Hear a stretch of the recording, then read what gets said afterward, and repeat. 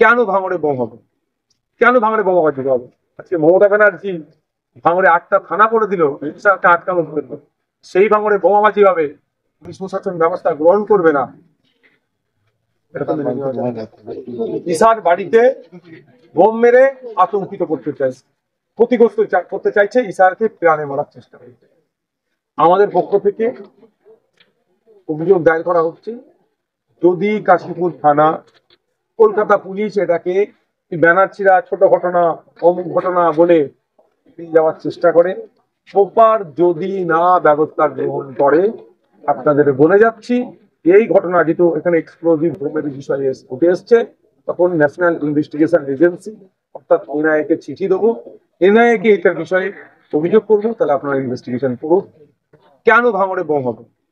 কেন ভাঙড়ে বোমা বাঁধতে হবে? আজকে মমতা ব্যানার্জি ভাঙড়ে 8টা থানা করে দিল, রিক্সাকে আটকানো জন্য। সেই ভাঙড়ে বোমাবাজি হবে, পুলিশ প্রশাসন ব্যবস্থা গ্রহণ করবে না। এটা তো মেনে নেওয়া যায় না। কিছু হলেই আইএসএফ এর ছেলেদের নামে মিথ্যা আর্মস অ্যাড করে দিচ্ছে, যা দরখাস্ত লিখে নিয়ে আসছে সেটাই ফায়ার হিসেবে ট্রিট করে দিচ্ছে। আর এই ঘটনার যদি ব্যবস্থা থানা না নেয়, আমাদের নেতৃত্ব, জেলা পরিষদের মেম্বার, অঞ্চলের নেতৃত্ব, থানাতে ব্লকের যারা নেতৃত্ব কাজ করছে, তারা ইতিমধ্যে বিষয়টা আমাকে জানিয়েছে। আমিও তাদেরকে আশ্বস্ত করেছি যে থানাতে তারা লিখিত জমা করছে। যদি থানা ব্যবস্থা গ্রহণ না করে, আপনারা দেখবেন হয়তো এনআইএ কলকাতা পুলিশের আওতায় আনা, তারপরে দুটো থানা ভেঙে 8টা থানা করা, তারপরে ভাঙড়ে কোন রকম অশান্তি থামছে না। আমার দিকে থেকে দেখতে পাচ্ছি ভাঙড়ে অশান্তি। শাসক চাইছে না অশান্তি থামুক, ভাঙড়ের মানুষকে শাসক শান্তিতে থাকতে দিচ্ছে না। আপনারা দেখেছেন নন্দীগ্রামে, যেখানে শুভেন্দু অধিকারী দিন রাত মমতা ব্যানার্জি সম্পর্কে বাজে মন্তব্য করছে, সরকার সম্পর্কে বাজে মন্তব্য করছে, মুসলমানদের সম্পর্কে বাজে মন্তব্য করছে, রাজ্যের মানুষ সম্পর্কে বাজে মন্তব্য করছে, তার ওখানে অবজারভার দিয়েছে। এখানে কেন করছে?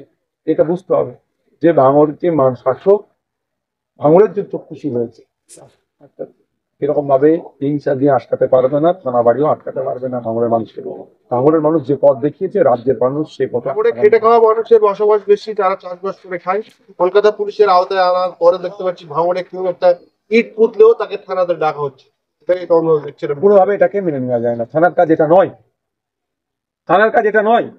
যদি কনসার্ন কোনো ডিপার্টমেন্ট তাকে চিঠি করে তাহলে হবে, কিন্তু এখন যারা পঞ্চায়েত চালাচ্ছে তাদের তো আর সিট ঠিক নাই, দুর্নীতি করছে।